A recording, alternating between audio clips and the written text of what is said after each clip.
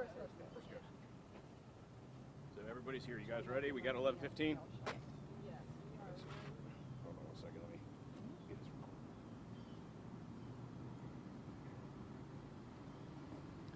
You guys good?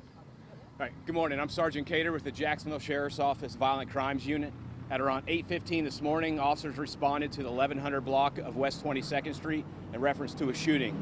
While en route to that shooting, they located a male laying on the ground at 21st and Moncrief. This individual is going to be a 41-year-old black male that sustained a gunshot wound to the chest. Jacksonville Fire and Rescue responded to the scene and transported this individual to a local hospital where he's undergoing surgery now for non-life-threatening injuries. Violent crime unit detectives are on scene and we are conducting the investigation. As of right now, we have not been able to identify any witnesses that would be able to provide us any information on a suspect or the motive. This does appear, however, to be an isolated incident. So with that being said, we need the community to come together and ask if you've seen something or you heard something. We're asking you to say something by contacting JSO at the non-emergency number 630-0500, or if you'd like to remain anonymous, you can go through Crime Stoppers at 1-866-845-TIPS. That's all we have for now. Any questions? Any idea of how this victim got into the street or when he found? From the evidence that we have with shell casings in the roadway, it appears that he had walked and then collapsed in the roadway from what we can gather. What's interesting is that there was one scene here where probably the man was found, and there was a second scene behind this building. Can you elaborate on like the differences and why there were two separate areas? Like I said, without talking to anybody and just going from the evidence, what it says is an incident occurred somewhere in the 1100 block of West 22nd Street.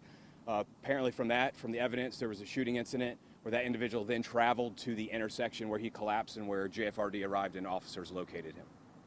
This has been a busy morning / end of the night for you all. So how are you all keeping up with how many different shootings that are happening? And it must be kind of frustrating knowing that no one has been arrested in any cases so far. Well, luckily, the Sheriff's Office between homicide and violent crimes have some great detectives, and we do have units that will come in and help us out when we start to get busy and get exhausted. Other people will step up in that unit and will come help us. So thank you that we are fortunate to have some great individuals that work for this agency.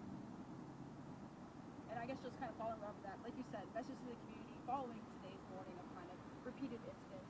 This isolated incident. What would you like to tell them? We're asking you, like I said, once you get to come together, and if you hear anything or you've seen anything, we're asking you to come forward and talk to us. Like I said, provided with a non-emergency JSO number or through Crime Stoppers to help us get these people off the street. Anything else? Thank you. Thank you.